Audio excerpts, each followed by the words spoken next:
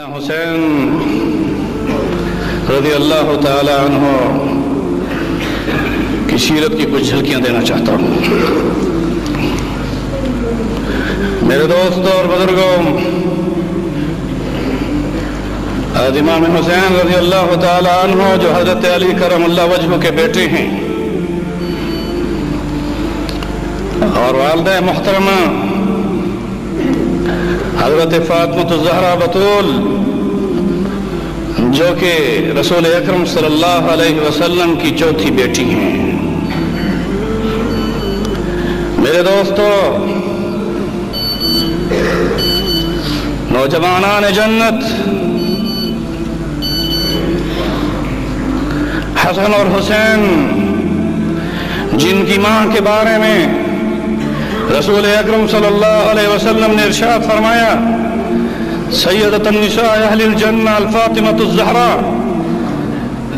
کہ جنت میں عورتوں کی سردار میری بیٹی فاطمہ ہوگی۔ فاطمۃ الزہرا رضی اللہ تعالی عنہا دیگر اپنی بہنوں سے شرف میں کیوں بڑھ گئی؟ اس لیے کہ تین بیٹیاں جو رسول اللہ صلی اللہ علیہ وسلم کی پہلے پیدا ہوئی ہیں، وہ نبوت اور رسالت و بعثت سے قبل، اور جب فاطمہ الزہرا رضی اللہ تعالی عنہا پیدا ہوئی اس وقت وحی بھی نازل ہوتی تھی اور حضور صلی اللہ علیہ وسلم کی گود میں فاطمہ ہوتی تھی۔ میرے دوستو، میں تاریخ کی کن اوراق کو پلٹوں،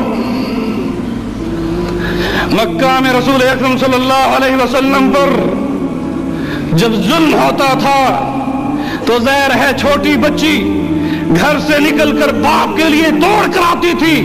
یہ شرف بھی فاطمہ الزہرا کو حاصل ہے کہ جب اونٹ کی گندگی کی اوج رسول اللہ صلی اللہ علیہ وسلم کے سر مبارک پر اس حرم کعبہ میں سجدے کی حالت میں رکھ دی گئی تھی تو اسے ہٹانے والی بھی فاطمہ الزہرا تھی، اور اپنے پیارے ہاتھوں سے اپنی ابو کے چہرے کو اور داڑھی کو صاف بھی کرتی جاتی تھی اور مارے غم کے رو کے کہتی تھی، یا رسول اللہ صلی اللہ علیہ وسلم ان لوگوں کے لیے بدعا کیجیے۔ میرے دوستو، رسول اکرم صلی اللہ علیہ وسلم جب ہجرت فرما چکے تو حضرت فاطمہ الزہرا اس وقت مکہ میں تھی۔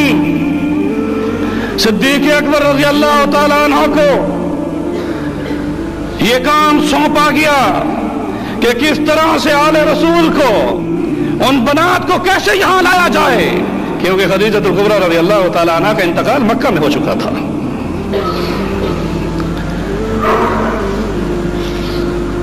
میرے دوستو، ابو بکر صدیق رضی اللہ تعالیٰ عنہ کے خاندان نے جب ہجرت کی تو ان میں اپنی ماں عائشہ کے ساتھ ہجرت کرنے والی فاطمہ الزہرا بیٹی ہے، کوئی نہیں جھٹلا سکتا۔ اور جب مدینہ میں پہنچ گئے، احد کے میدان میں رسول اکرم صلی اللہ علیہ وسلم کے دندان مبارک شہید ہوئے، آپ کی پیشانی مبارک میں تیر جب مارے گئے اور وہ تیر گھس گیا تو اس وقت حضرت فاطمہ الزہرا رضی اللہ تعالیٰ عنہ نے اپنے ابو کے اس خون کو اپنے دوپٹے کے پلو کے ساتھ صاف کیا، اور جب دیکھا کہ خون نہیں رک رہا تو چٹائی کو آگ لگا کے اس کی راکھ کو لگایا۔ فاطمہ الزہرا کے اس علاج سے اللہ رب العزت نے رسول اللہ صلی اللہ علیہ وسلم کی پیشانی پر جو نشان تھا وہ بھی صاف کر دیا اور حضور کا چہرہ اور زیادہ چمک رہا تھا۔ میرے دوستو، پھر وہی فاطمہ الزہرا ہیں، آسمان سے فیصلہ ہوتا ہے کہ اس کا نکاح علی کے ساتھ ہوگا، اور جب رسول اکرم صلی اللہ علیہ وسلم نے خطبہ نکاح پڑھا تو میں بڑے دعوے کے ساتھ کہتا ہوں کہ عشرہ مبشرہ کے صحابہ بھی موجود تھے، اس میں مہاجرین و انصار صحابہ بھی موجود تھے، مگر فاطمہ الزہرا کو یہ شرف حاصل ہے کہ امت کے دو بڑے وہ صحابی جو شرف میں اونچے درجے کے تھے، وہ نکاح علی میں गवाह बनकर अबू बकर उमर ही थे। दो गवाह, और उनमें दोनों गवाह कौन हैं?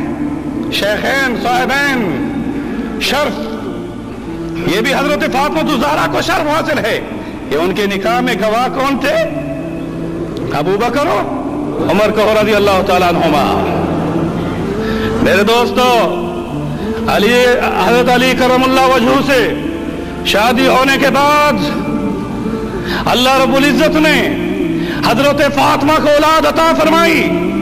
उनमें सबसे पहला बेटा हसन पैदा हुए, फिर हुसैन पैदा हुए, फिर मोहसिन पैदा हुए, इस तरह ज़ैनब पैदा हुई, उम्मे कुलसूम पैदा हुई। ये वो औलाद है अली मुर्तज़ा की जो फातिमा ज़हरा के बतन से पैदा हुई। जब अल्लाह ने हसन दिया, हुसैन दिया, ये दो नाम भी जब पैदा हुए ये बच्चे, तो अली मुर्तज़ा ने इनके नाम नहीं रखे, रसूलुल्लाह ने नाम रखे। हज़रत सल्लल्लाहु अलैहि वसल्लम जब कभी सफर के लिए निकलते थे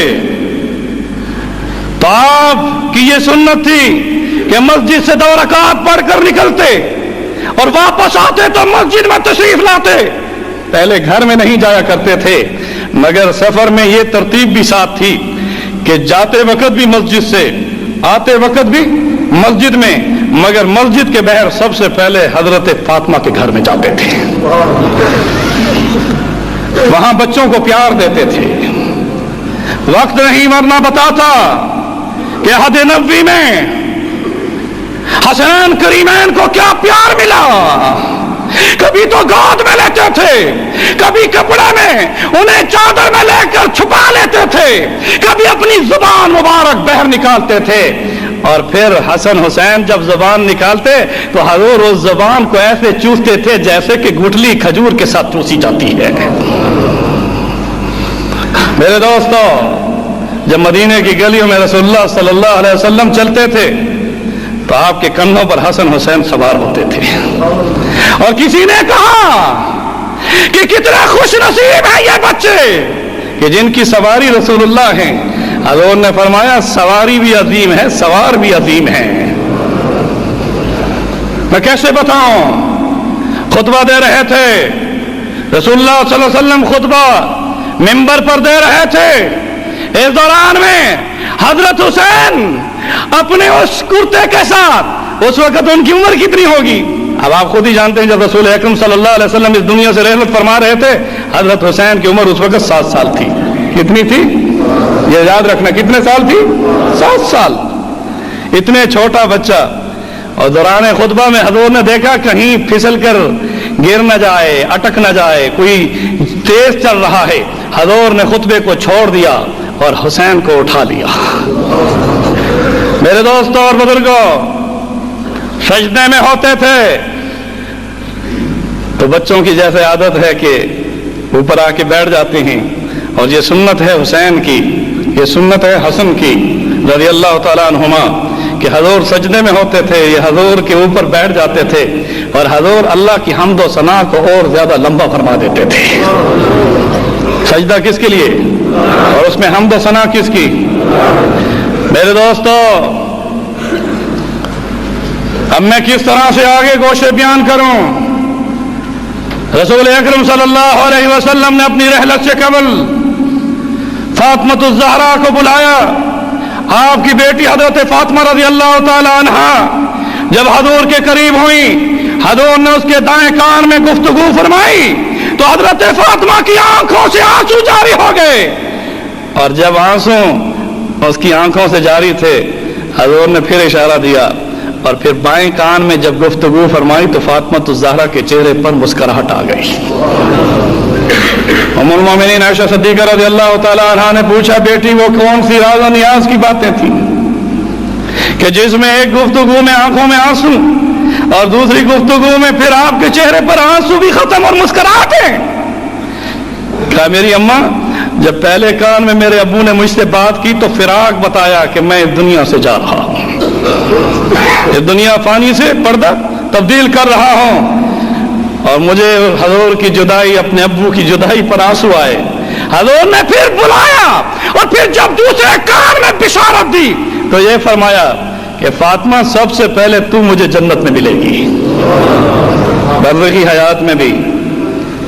میرے دوستو، حضرت فاطمہ الزہرا رضی اللہ تعالیٰ عنہ رسول اکرم صلی اللہ علیہ وسلم کی اس بشارت پر حضور کی رحلت کے 6 ماہ بعد اس دنیا سے رخصت ہو گئیں۔ خاندان نبوت جس میں 3 بیٹے قاسم، طیب، طاہر، ابراہیم، عبداللہ، یہ جو نام تھے یہ ان بچوں کے نام تھے جو رسول اللہ کے بیٹے تھے۔ وہ پیدا ہوتے گئے، اللہ ان کو سنبھالتا گیا۔ بیٹیاں 4 تھیں، جن میں سے 3 رسول اللہ صلی اللہ علیہ وسلم کی زندگی میں اس دنیا سے رخصت ہو گئیں، اور 4تھی بیٹی بھی حضور صلی اللہ علیہ وسلم کی رحلت کے 6 ماہ بعد۔ بولو میرے دوستو، باقی رہنے والی ذات کون ہے؟ جو سے کہ اللہ اکبر۔ میرے دوستو اور بزرگوں، حضرت فاطمہ رضی اللہ تعالی عنہ جب فوت ہوئی تو اس وقت مغرب اور عشاء کے درمیان کا تھا۔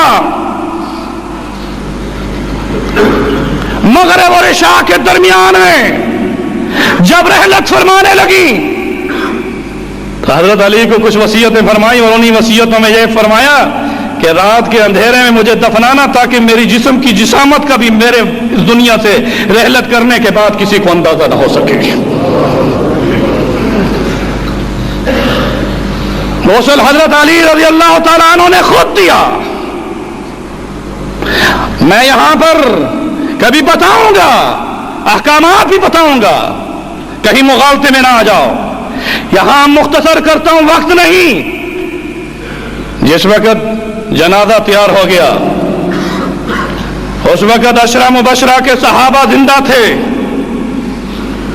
اس وقت اس حضرت فاطمہ کی وفات کی خبر کو سن کر پورا مدینہ اس طرح سے مدینہ کے اندر چند گھنٹوں میں اتنا رش ہو گیا تھا کہ تاریخ کہتی ہے کہ اگر کوئی سوئی بھی اوپر سے گرائی جاتی تو زمین پر نہ گرتی، کسی کے لباس کے اوپر آتی۔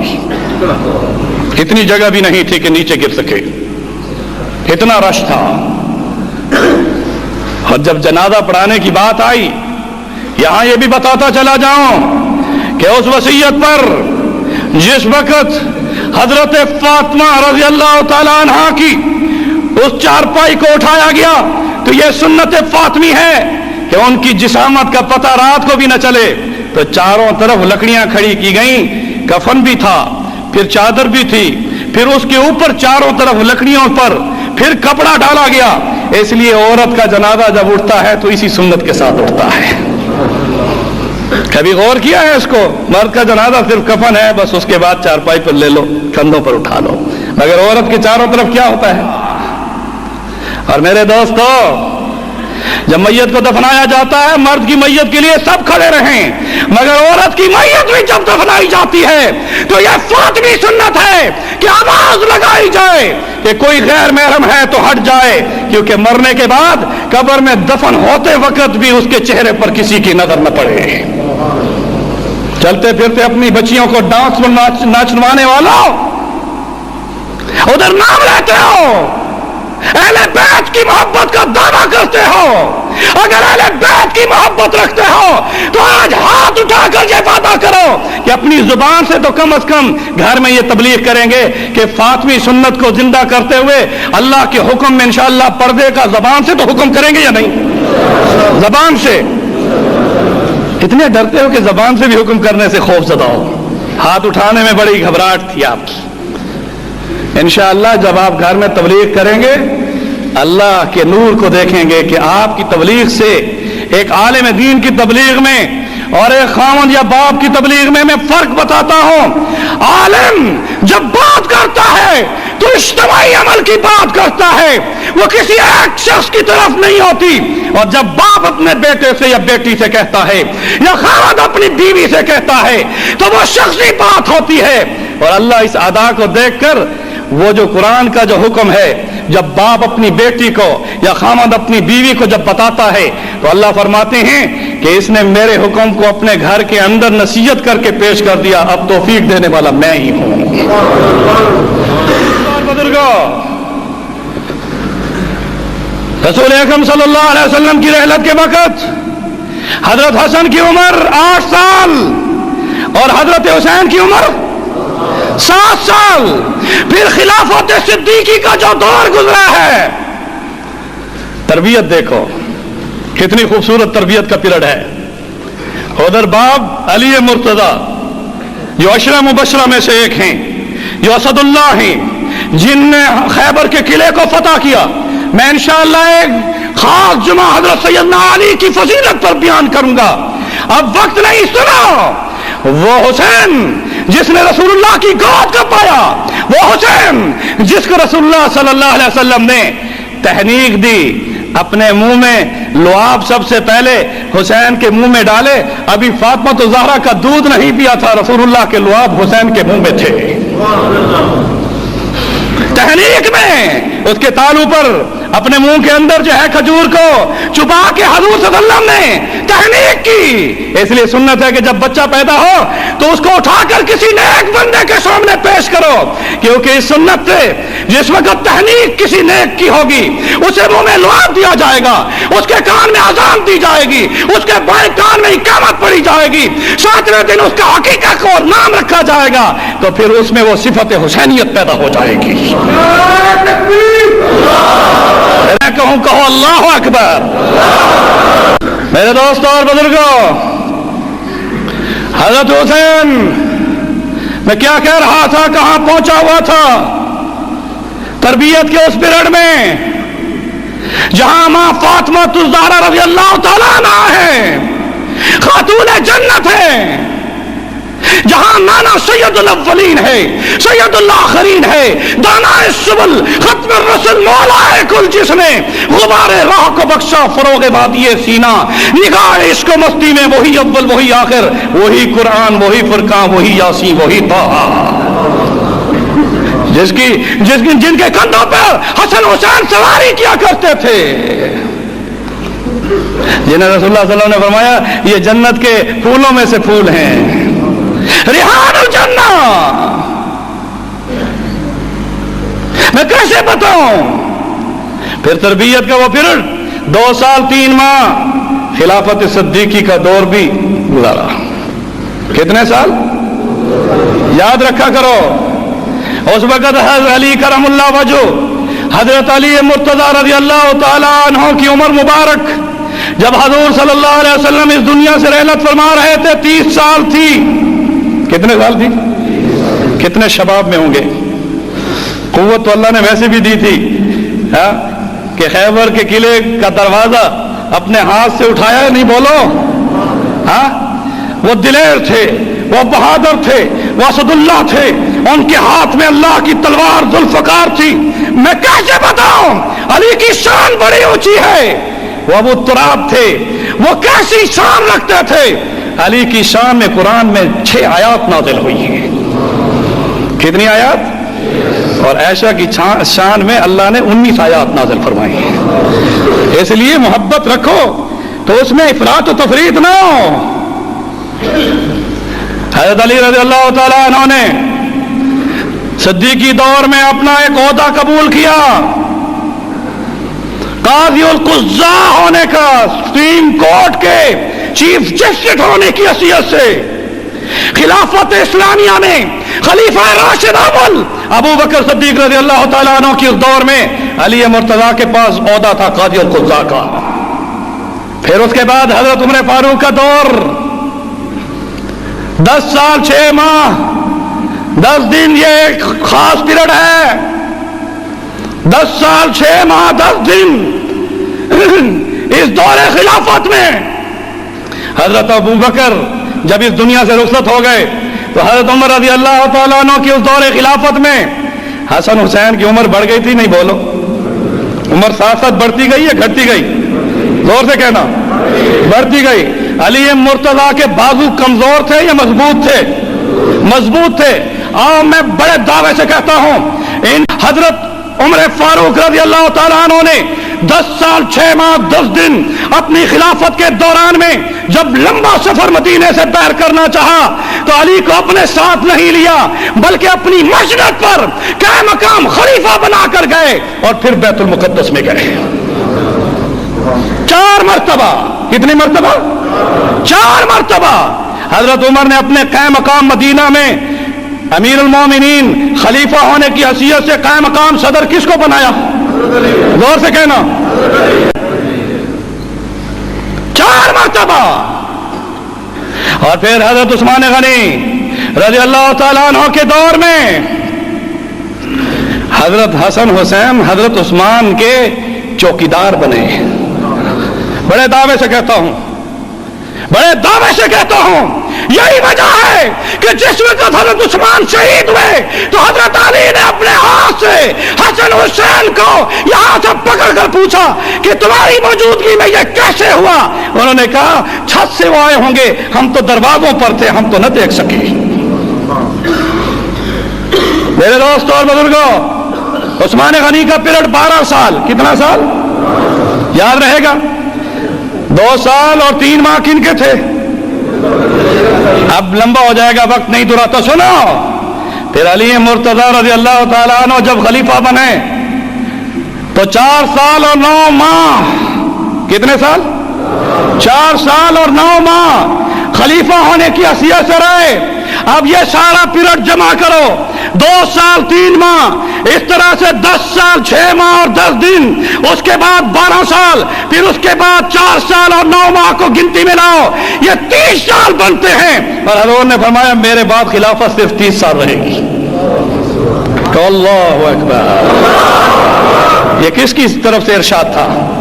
حضور نے اپنی زندگی میں یہ بشارت دے دی تھی کہ میرے بعد خلافت کتنے سال رہے گی؟ 30 سال میں. علی مرتضیٰ کی عمر اس وقت 30 سال تھی جب حضور صلی اللہ علیہ وسلم اس دنیا سے رحلت فرما رہے تھے, اور جب علی مرتضیٰ شہید ہوئے اس وقت ان کی عمر آپ اس سے اندازہ کر سکتے ہیں کہ 35 ہجری میں رسول اللہ صلی اللہ علیہ وسلم کے 25 سال بعد جس وقت انہیں خلافت دی گئی تو 5 سال 4 سال اور 9 ماہ انہوں نے حکومت کی, اور 30 سال کا پورا پیریڈ مکمل کہہ دو. اب اس میں سے تھوڑا جو رہتا تھا حضرت حسن, اس کے بعد خلیفہ کتنی مدت رہے؟ 6 ماہ. کتنی مدت رہے؟ غور سے کہنا. 6 ماہ رہے. حضرت عمر فاروق کی خلافت میں حضرت عمر رضی اللہ تعالیٰ عنہ جس وقت خلیفہ ثانی راشد تھے تو اس وقت حضرت عمر کا نکاح حضرت علی کی بیٹی سے ہوا, اور عام بیٹی نہیں تھی جو کسی اور بیوی سے پیدا ہوئی ہو, وہ بیٹی جو فاطمہ الزہرا کی لخت جگر تھی, حضرت حسن حسین کی بہن تھی, جس کا نام ام کلثوم تھا. اسے کوئی انکار نہیں کر سکتا. یہ تاریخ کا سچا ورق ہے کہ جس میں حضرت عمر فاروق کا رشتہ علی مرتضیٰ کے ساتھ خلافت میں ہو رہا ہے, اور جس میں حضرت عمر رضی اللہ تعالیٰ عنہ داماد علی ہونے کا شرف حاصل کر رہے ہیں. سنا اس بات کو, ہم تو حسن اور حسین کو دلیر مانتے ہیں, ہم تو ان کے نام لیوا ہیں. ہم کن کے نام لیوا ہیں؟ حسنین کریمین کے نام لیوا ہیں. حضرت حسن رضی اللہ تعالیٰ عنہ نے اپنی دستبرداری کا خود اعلان فرمایا, اور حضرت امیر معاویہ کے ہاتھ پر صرف اکیلے نہیں, اپنے بھائی حسین کو بھی, اپنے چیف جسٹس کو بھی, اپنے کمانڈر ان چیف کو بھی, اور اپنے تمام عراقیوں سمیت تمام اپنے ان مدینے کے ساتھیوں سمیت یہ پیش کیا کہ اے امیر معاویہ, اب میں دستبردار ہوں اور عمارت تیرے پاس ہے. تاریخ کو سمجھو.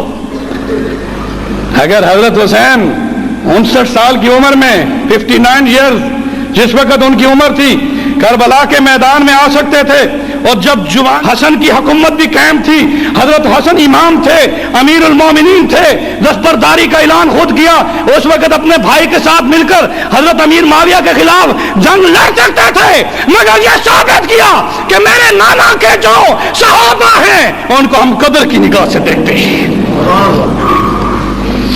صحابہ کا اپنا مقام ہے.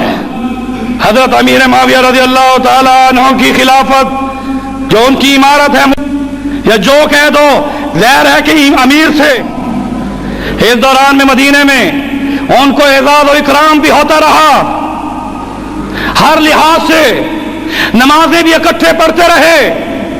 پڑھی جانے والی نماز چاہے علی مرتضیٰ نے پڑھائی یا ابوبکر صدیق سے لے کر حضرت امیر معاویہ تک جس نے بھی نماز پڑھائی ہے وہ رسول اللہ کی نماز تھی. کس کی نماز تھی؟ اور ابھی تک ہو رہی ہے، ابھی تک صلو کما رأیتمونی اصلی۔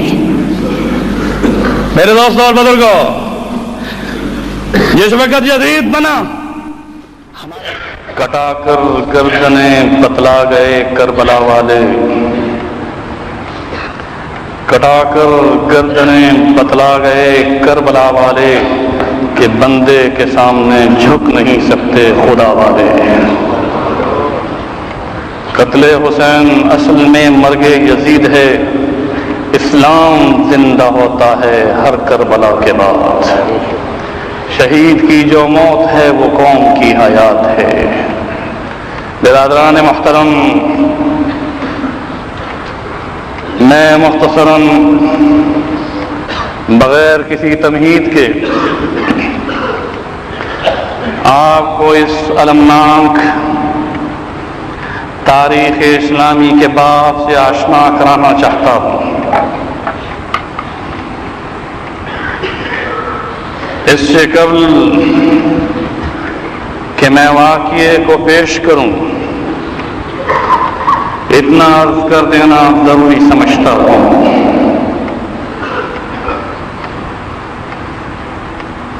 کہ حضرت حسین رضی اللہ تعالی عنہ جو کربلا کے میدان میں آپ نے حق کے بول بالا کے لیے باطل کے خلاف جو جہاد کیا، اس سے حضرت امیر معاویہ رضی اللہ تعالی عنہ کی شخصیت کو اپنے ذہنوں میں اس لیے الگ تھلگ رکھیے کہ حضرت حسن رضی اللہ تعالی عنہ اور حضرت حسین رضی اللہ تعالی عنہ دونوں بھائیوں نے حضرت امیر معاویہ کے ہاتھ پر دمشق میں جا کر ان کی خلافت کو تسلیم کیا تھا۔ تاریخی شواہد صرف اہل سنت والجماعت کے تاریخ کے حوالے سے نہیں، بلکہ حب علی کا دعویٰ کرنے والوں کی کتابوں میں یہ بات واضح طور پر موجود ہے۔ ایک بار نہیں، کئی بار حسنین کریمین حضرت امیر معاویہ کے پاس جاتے رہے، اور قسطنطنیہ، استنبول جو ترکی میں اسلام کا جھنڈا گاڑا گیا، اس جہاد میں جس میں شرکت کرنے والوں کے لیے رسول اکرم صلی اللہ علیہ وسلم نے بشارت دی تھی، وہ دور حضرت امیر معاویہ رضی اللہ تعالیٰ عنہ کا دور تھا۔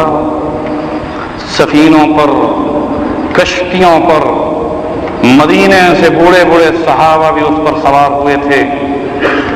مدینہ منورہ سے دمشق گئے، وہاں سے پھر ہم بحری بیڑوں پر سوار ہوئے، جس میں حضرت ابو ایوب انصاری جیسی شخصیات بھی تھیں، جس میں حضرت حسن بھی تھے، جن میں حضرت حسین بھی تھے، جن میں عبداللہ بن زبیر بھی تھے، جن میں عبداللہ بن عمر بھی تھے، جن میں عبداللہ بن عباس بھی تھے۔ اور یہ بات ثابت ہوتی ہے کہ حضرت امام حسین اور حضرت امام حسن کا حضرت امیر معاویہ کے ساتھ تنازع ختم ہو چکا تھا۔ اب رہا یہ کہ جس وقت حضرت امیر معاویہ رضی اللہ تعالیٰ عنہ اس دنیا سے رخصت ہوئے رجب 60 ہجری میں، تو اس موقع پر جب مدینہ منورہ میں حضرت حسین رضی اللہ تعالیٰ عنہ کو یہ خبر ملی، تو حضرت عبداللہ بن زبیر رضی اللہ تعالیٰ عنہ کے ساتھ مشورہ طے ہوا۔ والی مدینہ نے حضرت حسین کو بلایا، امام حسین رضی اللہ تعالیٰ عنہ تشریف لے گئے اس نے کہا کہ امیر معاویہ اس دنیا سے رخصت ہو چکے ہیں، اب خلافت پر یزید ہے، آپ میرے ہاتھ پر اس کی بیعت کیجئے۔ حضرت امام حسین رضی اللہ تعالیٰ عنہ نے کھلے اور واضح لفظوں میں والی مدینہ سے کہا کہ میں اپنے ایک فرد کی حیثیت سے بند کمرے میں بیعت نہیں کروں گا، اگر اہل مدینہ اور اہل مکہ بیعت کر لیں تو پھر سوچ سکتا ہوں۔ میرے دوستوں اور بزرگوں، وہاں سے نکلے، عبداللہ بن زبیر رضی اللہ تعالیٰ عنہ کو اطلاع کی، عبداللہ بن زبیر کو بھی انہوں نے بلایا، انہوں نے جانے سے انکار کر دیا۔ اس طرح صحابہ کرام کی ایک جماعت حضرت امام حسین رضی اللہ تعالیٰ عنہ بمائے اہل بیت کے مدینہ سے مکہ مکرمہ تشریف لے گئے تھے۔ تاریخی حوالوں سے بتا رہا ہوں، جن میں زبیر کے بیٹے عبداللہ بھی تھے، جن میں حضرت عباس کے بیٹے عبداللہ بھی تھے۔ میرے دوستوں اور بزرگوں، عبداللہ بن عمر وہ بھی وہاں پر تھے۔ میں یہاں یہ عرض کرتا چلا جاؤں، مکہ مکرمہ میں جب یہ تمام صحابہ کرام کے جرنیل، اہل بیت کے جرنیل اکٹھے ہو گئے، وہاں یہ بات تاریخی حوالوں سے کہہ رہا ہوں کہ مکہ میں حتیم میں عبداللہ بن زبیر بیٹھا کرتے تھے، حجر اسود کے ساتھ حضرت امام حسین کی وہاں محفل ہوتی تھی، اور مکی دور میں صحابہ اور اہل بیت نے ایک ساتھ مل کر عبداللہ بن عباس کے ساتھ یہ ثابت کر دیا تھا کہ امیر معاویہ کی شخصیت اپنی تھی، اب اس کا بیٹا اس منصب کے لائق نہیں ہے، کبھی بھی حق والے کسی ایسے شخص کے ہاتھ پر بیعت نہیں کر سکتے۔ میرے دوستوں اور بزرگوں، یزید سے ہمیں اختلاف ہے، یزید کی کارکردگی سے ہمیں اختلاف ہے، یزید کی کوئی حیثیت نہیں۔ حضرت امام حسین رضی اللہ تعالیٰ عنہ اپنے شجر اقدس کے اعتبار سے، اپنے نسب اقدس کے اعتبار سے، ہر لحاظ سے ایک مسلمہ حقیقت تھے، نجیب الطرفین تھے۔ وہ حسین جس کی لبوں کو رسول اللہ نے بوسا دیا، وہ حسین جس کے ماتھے کو رسول اللہ نے چوما، وہ حسین جس کی زبان کو رسول اللہ چوسا کرتے تھے، وہ حسین جس کو کندھے پر سوار کر کے رسول اللہ فرمایا کرتے تھے اگر سواری بہترین ہے تو سوار بھی بہترین ہے۔ میرے دوستوں اور بزرگوں، حضرت امام حسین کی خدمت میں کوفہ سے تقریباً ہر وفد نے آ کر خط پیش کیے۔ میں کبھی بتاؤں گا آپ کو، اب ایک سلسلہ شروع کیا ہے، حق کو چھپا نہیں سکتا، واضح طور پر بتاؤں گا کہ مکہ میں وہ جرنیل کن ارادوں سے کوفہ میں تشریف لے گئے تھے، لیکن یہ بات ذہن نشین کیجئے کہ رمضان المبارک کا مہینہ گزرا، شوال آیا، خطوں کے انبار لگ گئے۔ حضرت امام حسین رضی اللہ تعالیٰ عنہ نے ان خطوں کو جمع کیا۔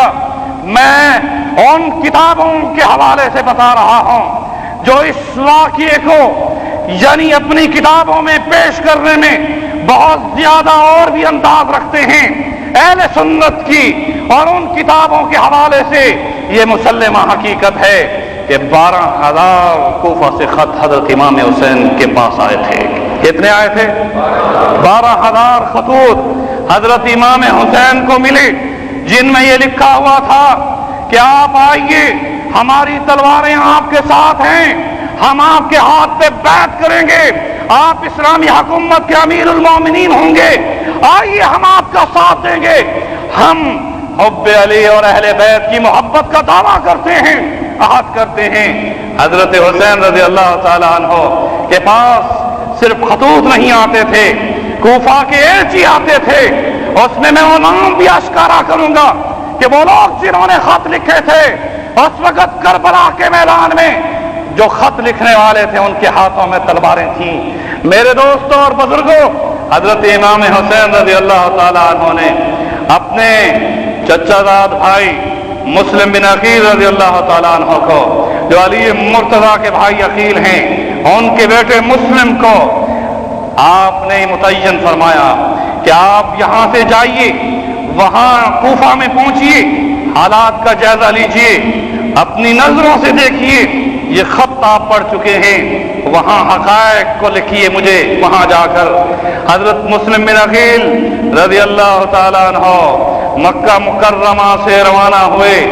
میرے دوستوں اور بزرگوں، یہ آپ کی طرف سے وہ الچی تھے کہ جن کے ہاتھ پر حضرت امام حسین کی بیعت اس قوم نے کرنی تھی، لیکن دیکھنا یہ تھا کہ وہ قوم جنہوں نے خط لکھے ہیں، کیا وہ اپنے اس کتاب میں جو خطوں میں لکھا ہوا ہے اس میں سچے ہیں یا جھوٹے ہیں۔ میرے دوستوں اور بزرگوں، مسلم بن عقیل رضی اللہ تعالیٰ عنہ جس وقت کوفہ کے قریب پہنچے، وہاں اطلاع دے دی گئی کہ جناب مسلم بن عقیل آپ کے چچا داد بھائی تشریف لا رہے ہیں۔ شاندار استقبال کیا گیا، ہزاروں نفرات نے، ہزاروں کی تعداد میں نوجوانوں نے آپ کو خوش آمدید کیا، اہلاً و سہلاً کہا، مرحبا کے نعرے لگائے، حب علی کی محبت اور اہل بیت کی حب میں نعرے بھرکیرے لگائے۔ اور مسجد جو کہ کوفہ کی جامع مسجد تھی، وہاں جب پہلی نماز حضرت مسلم بن عقیل نے پڑھائی تھی تو پہلی نماز میں 12,000 آدمیوں نے آپ پر بیعت کی تھی، پھر 18,000 آدمیوں نے بیعت کی تھی۔ کوفہ والوں نے حضرت حسین کی بیعت مسلم بن عقیل کے ہاتھ پر کی۔ 12,000 خط آئے تھے جن کو 2 بوریوں میں حضرت حسین نے بند کر رکھا تھا، لیکن میرے دوستو حضرت مسلم بن عقیل جب پہنچے، وہاں ان کی محبت کے نعرے سنے، اپنے ہاتھ پر بیعت، اور اس کے بعد ان کی محبت کا اظہار کہ ہم جان دے دیں گے ہم۔ اور بزرگوں، حضرت مسلم بن عقیل رضی اللہ تعالیٰ عنہ نے وہاں کوفہ سے خط لکھا اپنے چچا دار بھائی حضرت امام حسین رضی اللہ تعالیٰ عنہ کو۔ اس خط میں لکھا کہ 1,00,000 تلواریں آپ کا استقبال کرنے کے لیے تیار ہیں، کوفہ کے تمام لوگوں نے میرے ہاتھ پر آپ کی بیعت کر لی ہے، خط پڑھتے ہی بغیر کسی انتظار کے آپ روانہ ہو جائیے۔ اب حضرت مسلم بن عقیل نے حالات کا جائزہ صحیح لیا تھا یا نہیں؟ بولو۔ 12,000 خط حضرت حسین کو آئے، کوفہ والوں نے حضرت مسلم بن عقیل کے ہاتھ پر بیعت کی۔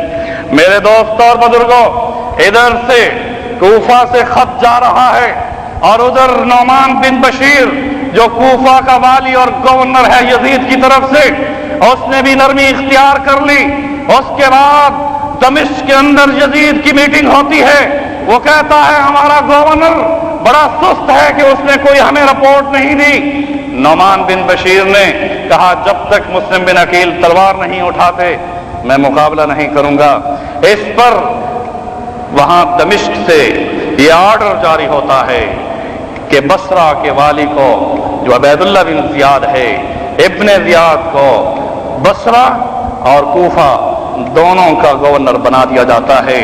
اور وہ ابن زیاد کس طرح سے آتا ہے میں تمام تاریخی حوالوں سے بتا رہا ہوں کہ اب اس کو جہاں 80,000 آدمی حضرت مسلم بن عقیل کے ہاتھ پر بیعت کر چکے ہوں، وہ کیسے آتا ہے، اپنے سر پر کالا عمامہ باندھتا ہے، نقاب اوڑھتا ہے، آنکھیں صرف دکھاتا ہے، اور آنے والے اس کو یوں سمجھتے ہیں کہ یہ نواز رسول آ رہا ہے۔ مسجد میں جاتا ہے، اس کے بعد جس وقت اس نعمان بن بشیر کو وہ خط دکھاتا ہے تو وہ لوگ 80,000 جنہوں نے مسلم بن عقیل کے ہاتھ پر بیعت کی تھی، اس ابن زیاد نے جو کہ اپنے ساتھ چند ساتھی لایا تھا، اس شہر کے اندر داخل ہونے کے بعد، اس واردات کے ساتھ داخل ہونے کے بعد، پھر جس وقت نعمان بن بشیر کو معزول کیا تو اس نے یہ اعلان کیا نماز کے بعد کہ سنو، اب میں تمہارا گورنر بنا کر بھیجا گیا ہوں، تم اپنی بیعت کو فسخ کر دو وگرنہ پھر تم جنگ کے لیے تیار ہو جاؤ۔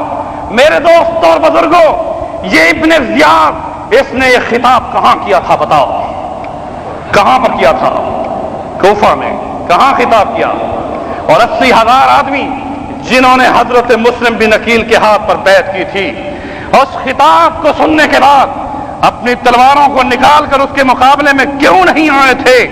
میرے دوستوں، دونوں تاریخوں کے حوالے سے بتا رہا ہوں کہ مسلم بن عقیل رضی اللہ تعالی عنہ جس وقت ظہر کی نماز میں گئے، اس کے بعد جبکہ ایک دن پہلے ابن زیاد نے یہ اعلان کر دیا تھا کہ اپنی بیعت چھوڑ دو میرے دوستوں اور بزرگوں، تو نمازیوں میں 80,000 میں 12,000 بھی نہیں تھے، 12,000 میں 1,000 بھی نہیں تھے، 500 تھے، عصر میں 300 تھے، مغرب میں 10 بج گئے، عشاء کی نماز کے وقت مسلم بن عقیل اکیلے تھے۔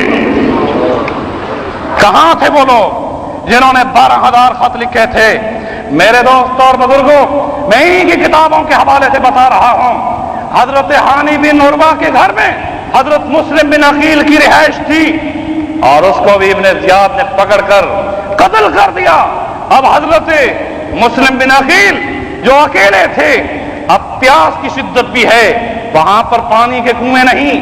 میرے دوستو آگے چلے، ایک گھر پر دستک دی، وہاں بوڑھیا عورت نکلی تھی، اور ان سے مسلم بن عقیل نے کہا مجھے پانی چاہیے، اس نے پانی پیش کر دیا۔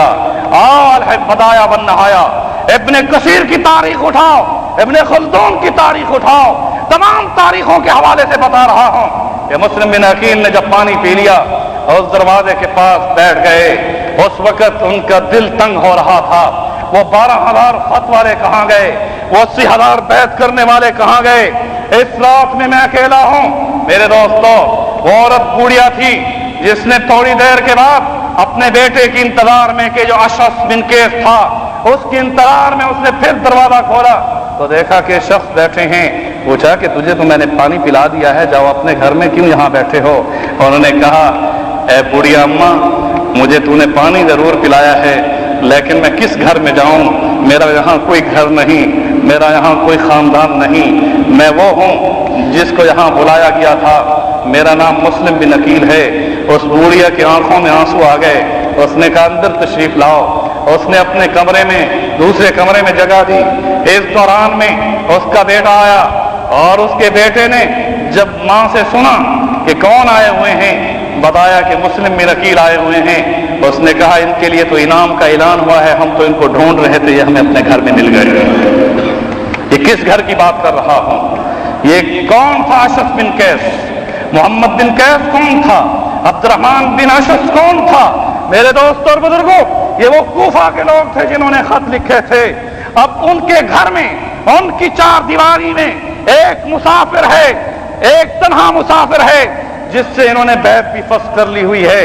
اب وہ اکیلے ہیں، اور وہ انعام کی لالچ میں رات بھر کروٹیں لیتا رہا کہ ابھی جاؤں، صبح ہونے دو۔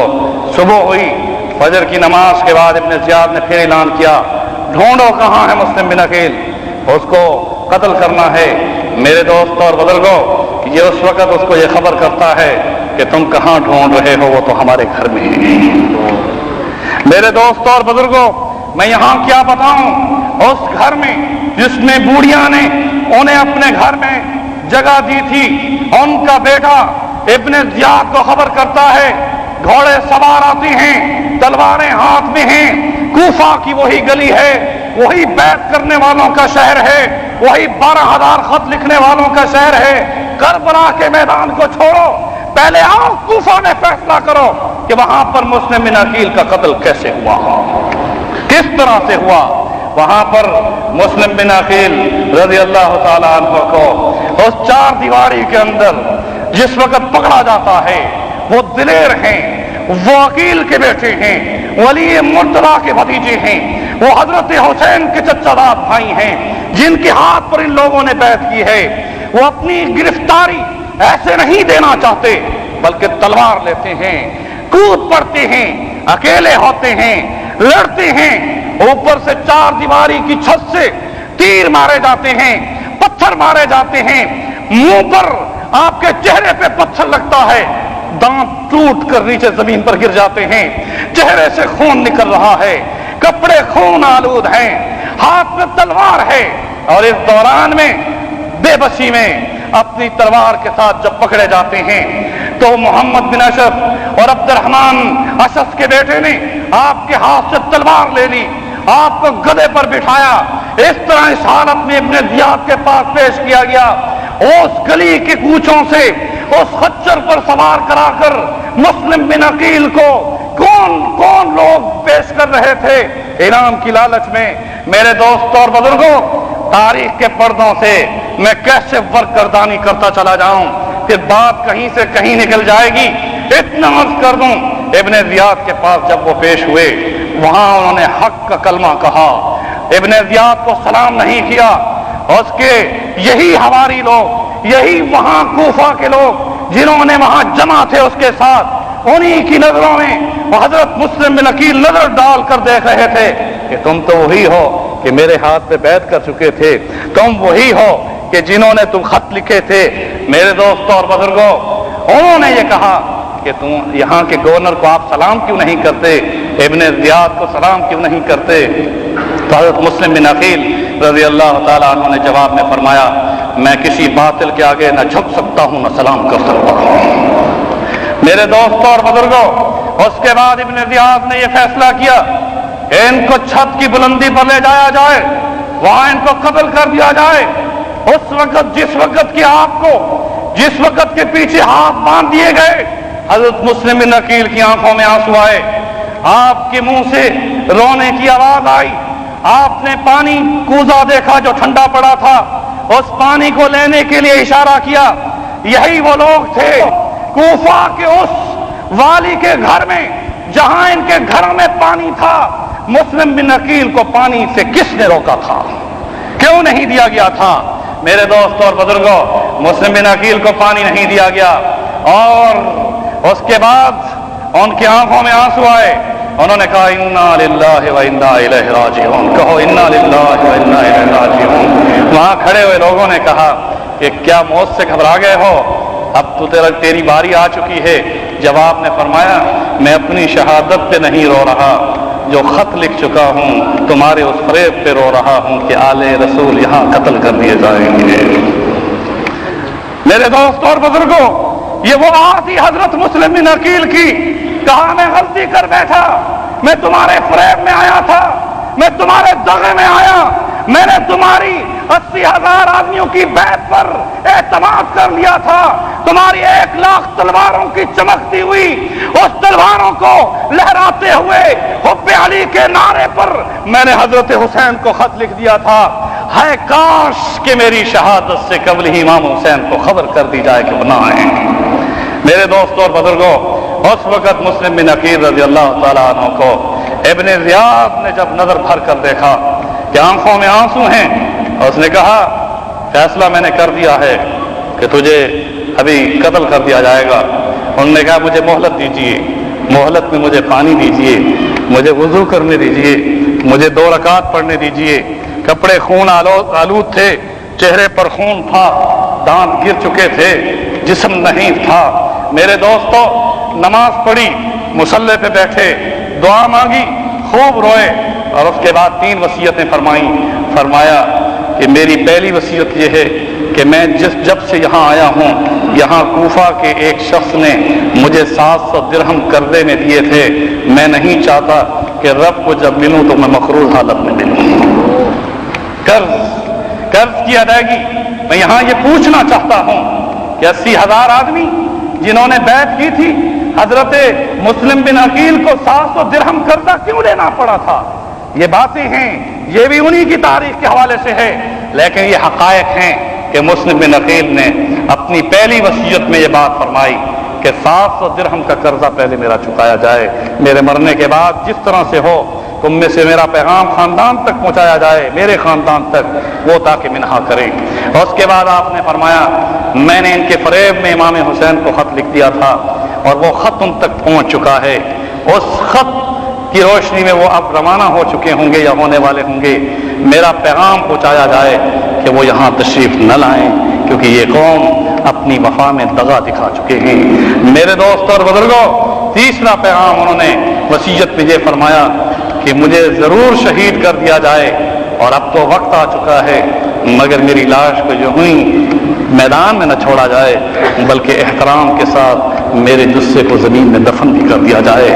وہ 80,000 کہاں تھے کہ جس میں اپنی میت کو، اپنے آپ کو دفن کرانے کی وصیت مسلم بن عقیل فرما رہے تھے۔ میرے دوستو، اس کے بعد ان لوگوں نے پکڑا اور اوپر والی چھت پر لے جانا چاہا۔ اس وقت مسلم بن عقیل کی زبان پر تکبیر تھی، تحلیل تھی، استغفار تھا، درود و سلام تھا، کہو اللہ اکبر۔ وہ ایک جانثار تھا، وہ جانثار تھے جن کے ہاتھ پر کوفہ والوں نے حضرت حسین کی بیعت کی تھی۔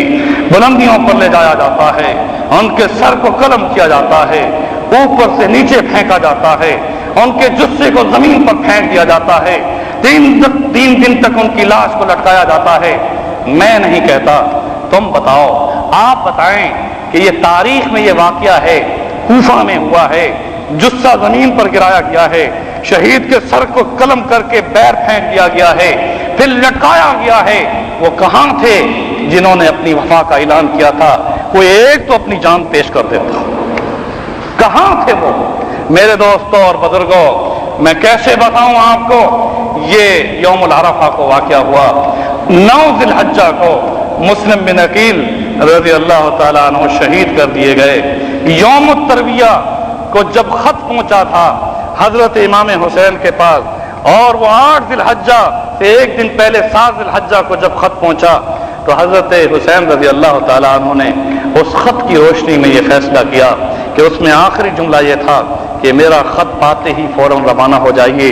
اس وقت امام حسین نے مسلم بن عقیل کی اس خط کی روشنی میں 1 دن حج سے باقی تھا، یوم الترویہ مکہ مکرمہ میں تھے، آپ نے جو احرام باندھا ہوا تھا اس سے آپ نے عمرہ فرمایا، آپ نے طواف فرمایا، آپ نے سعی فرمائی، اس کے بعد آپ حلال ہوئے، اور اس کے بعد حلق کروانے کے بعد حضرت امام حسین رضی اللہ تعالیٰ عنہ وہاں سے جب روانہ ہونے لگے، عبداللہ بن عباس نے آپ کے کپڑوں کو پکڑا، دامن کو پکڑا، کہا کہ اے میرے بھائی کہاں جا رہے ہو؟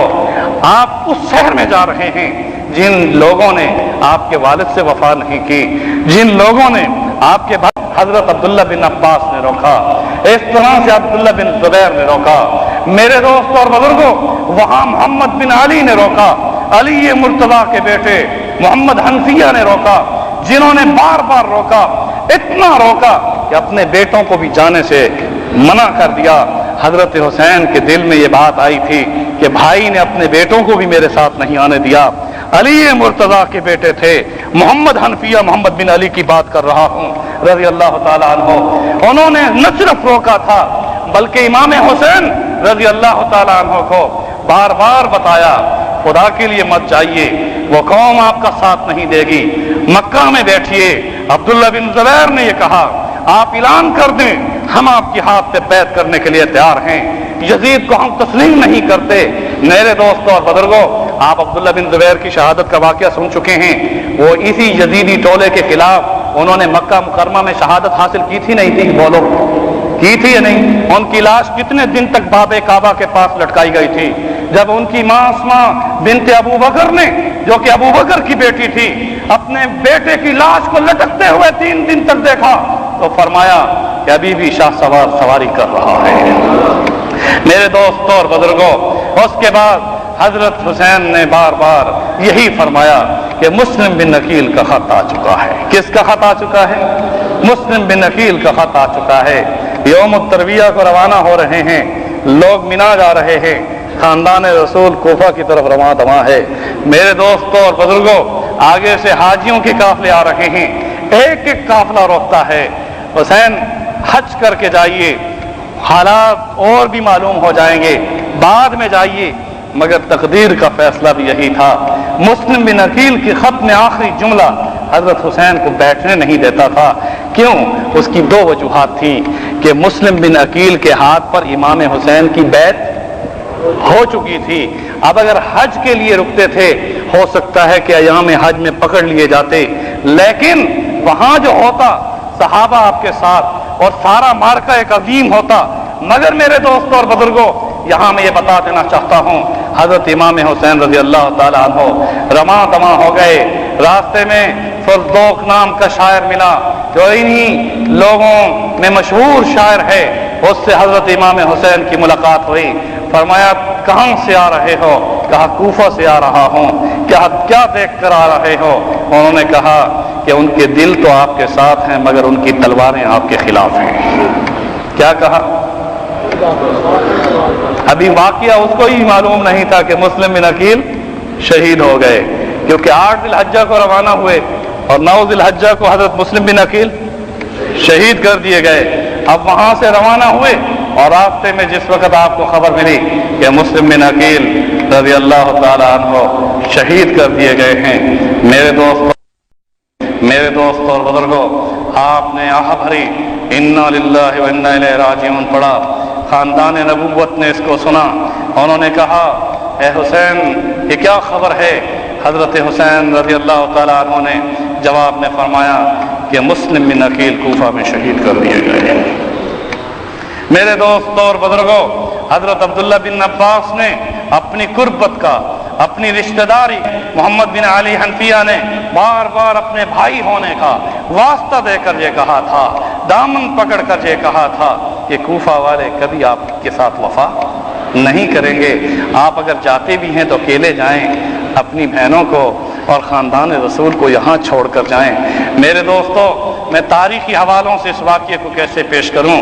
جب یہ خبر مل چکی مسلم بن عقیل کے بھائیوں نے اور ان کے خاندان کے ساتھ تھے، انہوں نے کہا ہم اب کٹ جائیں گے مگر اب مسلم بن عقیل کے خون کا بدلہ لیں گے. میرے دوست اور بزرگوں، میں زیادہ وقت نہیں لینا چاہتا. وہی قافلہ رواں دواں ہوتا ہے، اس میں خاندان نبوت ہے. 70 شخص ہیں جن میں خاندان نبوت کے 23 تو شہید ہوئے. میرے دوست اور بزرگوں، وہاں سے آ رہے ہیں. آگے آ کر جب کربلا کے میدان کے قریب پہنچتے ہیں، آپ کا محاصرہ کر لیا جاتا ہے. اس وقت حضرت حسین رضی اللہ تعالیٰ عنہ آذان دلواتے ہیں. اب دونوں آپ کے ساتھ تھوڑا سا چھوٹا سا قافلہ ہے. ادھر سے محاصرہ کرنے والے کربلا کہاں ہے، کوفہ کے کتنے قریب ہے، کون لوگ آئے تھے، کون محاصرہ کر رہے تھے. میرے دوستوں اور بزرگوں، امام حسین نے آذان دلوائی، فرمایا کہ آؤ نماز پڑھیں. کہا کہ تم میں سے کون ہے جو نماز پڑھائے؟ سب نے کہا کہ نماز آپ پڑھائیے. آپ نے نماز پڑھائی. نماز کے بعد آپ نے خطاب کیا. آپ نے 12,000 خطوں کے انبار ان کے سامنے رکھ دیے اور یہ فرمایا کہ کوفہ والو، میں تمہارے اس فریب پر افسوس کرتا ہوں کہ یہ 12,000 خط بتاؤ یہ کن لوگوں کے ہیں؟ ان میں وہ لوگ موجود تھے جنہوں نے یہ خط لکھے تھے. ان کی تلواریں اس فرزوق کی زبانی کیا تھی کہ دل تو آپ کے ساتھ ہے مگر تلوار آپ کے خلاف ہے. میرے دوستوں اور بزرگوں، واقعہ بڑا ہی عظیم المناک ہے. یہاں میں کس طرح سے اس کے کن کن کو پہلوؤں کو پیش کروں. حضرت امام حسین نے کئی نمازیں پڑھائیں. ہر نماز کے بعد خطاب کیا اور ان کوفہ والوں کو مخاطب کر کے فرمایا، اے کوفیو، تمہارے اس خط کی پاداش میں میں یہاں آیا ہوں. میں مسلم بن عقیل کے خط کی روشنی میں یہاں آیا ہوں. میں ابن علی ہوں، میں نواس رسول ہوں. میری یہ فضیلت ہے، میری یہ فضیلت ہے. ہر فضیلت کو گن گن کر بتایا. مگر میرے دوست اور بزرگوں، اس وقت 80,000 میں کوئی 10 آدمی بتائیں کہ جنہوں نے یہ کہا ہو کہ ہم نے خط لکھے تھے، ہم آپ کا ساتھ دیں گے. میرے دوستوں اور بزرگوں، یہ انہی کی کتابوں میں لکھا ہوا ہے کہ جس وقت آپ پر جلغار ہو رہی تھی تو شام سے کوئی فوجی نہیں آئے تھے، یہ سارے اہل کوفہ کے تھے. اور ان میں تخطیط وہاں کی ہو لیکن یہ اہل کوفہ جو تلواریں لے کر کھڑے تھے. اور اس کے بعد 3 دن تک پیاس کی شدت میں رہے. میرے دوستوں اور بزرگوں، اس پیاس کی شدت میں پانی مانگتے تھے. یہ قوم پانی نہیں دیتی تھی. آخرکار 10 محرم الحرام کو جمعے کا دن تھا، ظہر کے وقت مارکا ہوا. ایک خاندان نبوت کا چھوٹا بڑے سے لے کر چھوٹے تک تمام جانثار نکلے. اور سب سے پہلے میدان میں نکلنے والوں میں حضرت حسن کے بیٹے قاسم رانا تھے جو بلبل کہلاتے تھے. لب کے لڑتے رہے، شہید ہو گئے. ان کی لاش کو اٹھا کر حضرت حسین نے خیمے میں آ کر رکھا. بیٹیوں نے دیکھا، ان کی بہنوں نے دیکھا. میرے دوستوں، پھکا ہوئی. اس میں علی اکبر اٹھے جس نے کہا میں علی بن حسین بن علی بن ابی طالب ہوں، اور پھر تلوار لے کر ان کا مقابلہ کیا. وہ بھی شہید ہو گئے. ان کی بھی میت مبارک کو حضرت حسین نے اٹھایا، سینے سے لگایا. بڑا بیٹا تھا، بوسہ دیا، خیمے میں لائے. پھوپھی نے دیکھا، بہنوں نے دیکھا، خاندان نبوت اس وقت رو رہی تھی کہ یہ بھی چلے گئے. اس کے بعد میرے دوستوں ایک ایک ہو کر 23 خاندان نبوت نے شہادت دی، جن میں حضرت حسین کے بیٹے تھے، حضرت حسن کے بیٹے تھے، اس طرح سے مسلم بن عقیل کے بھائی تھے. میں کیسے بتاؤں میرے دوستوں اور بزرگوں. اس کے بعد جب اندر سے خیمے سے آواز آئی کہ بچہ بلبلا رہا ہے، پیاس کی شدت میں اس کی جان جانے والی ہے، لگ کے اور خیمے میں گئے، علی اصغر کو اپنے سینے سے لگایا، فرمایا کہ یہ بچہ اب چل تو نہیں سکتا، چلو اس کو پیش کر دوں کہ رب ذوالجلال اگر یہ چلتا تو اس کے ہاتھ میں بھی تلوار دے دیتا، اب سینے سے لگا کے آ رہا ہوں اس کو. میرے دوست اور بزرگوں، علی اصغر کو آپ نے سینے سے لگایا، اس ظالم قوم سے مخاطب ہو کر فرمایا کہ ذرا سا پانی تو دے دو، اس بچے کو میں پلا دوں. مگر پانی کی بجائے انہوں نے تیر ایسا مارا کہ اس کے ہونٹوں سے گزرتا ہوا حلق سے گزرا اور وہاں سے خون کی فوار نکلی. حضرت حسین نے اس خون کو اپنے ہاتھ میں لے کر کہا باری عز و جل اس ننھے منھے کی خون کو بھی قبول فرما دیں. میرے دوستوں اور بزرگوں، اس کے بعد مارکا کیا تھا؟ آپ پر نیزے، تیر اور تلواروں سے وہ قوم پڑی.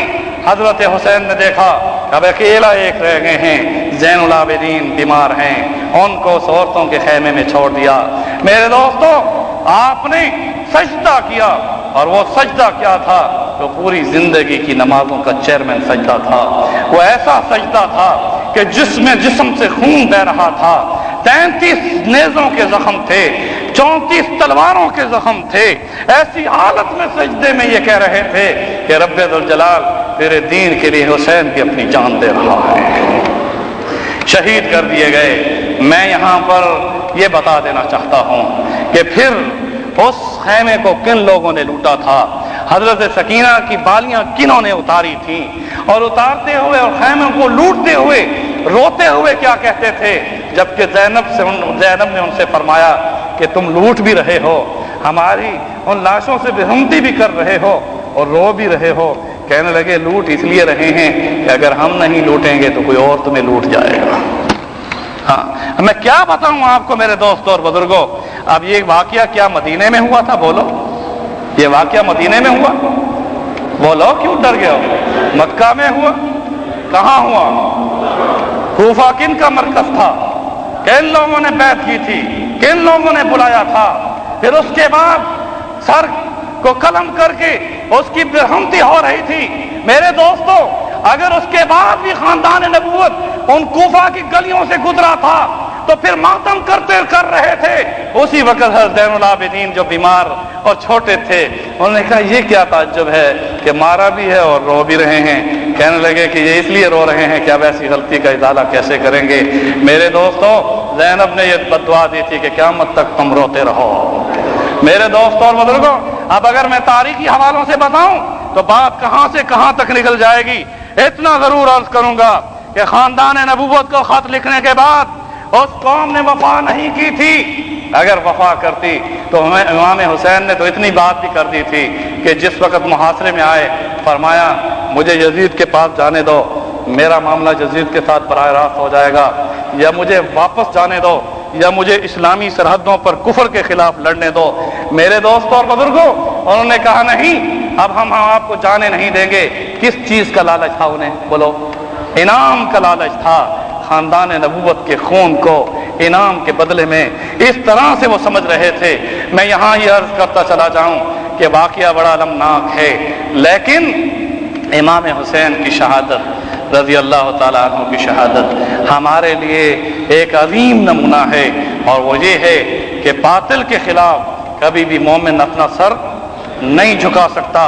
حق والے ہمیشہ ہاتھ نہ ہو. میرے دوستو، ہم تو اس بات پر عمل پیرا ہونے کے لیے آئے ہیں کہ بیعت رضوان میں صحابہ نے حضور کے ہاتھ پر بیعت کی تھی تو کیسے وفا کی.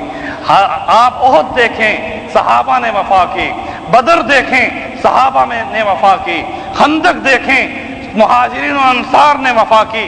اگر تم مکہ اور مدینے کے صحابہ کی مثالیں دیکھنا چاہتے ہو تو پھر حضرت حسین کے نانا حضرت محمد رسول اللہ صلی اللہ علیہ وسلم کے ان غزوات پر نظر ڈالو کہ کہ جنہوں نے جب حضور کے ہاتھ پر اسلام ایمان اور جہاد کی بیعت کر لی تھی وہاں یہ ثابت کر دیا تھا کہ آگ میں کود سکتے ہیں, دریا میں چھلانگ لگا سکتے ہیں, یا رسول اللہ آپ کے لیے جان دے سکتے ہیں, مگر حق کے لیے کبھی پیچھے نہیں ہوں گے.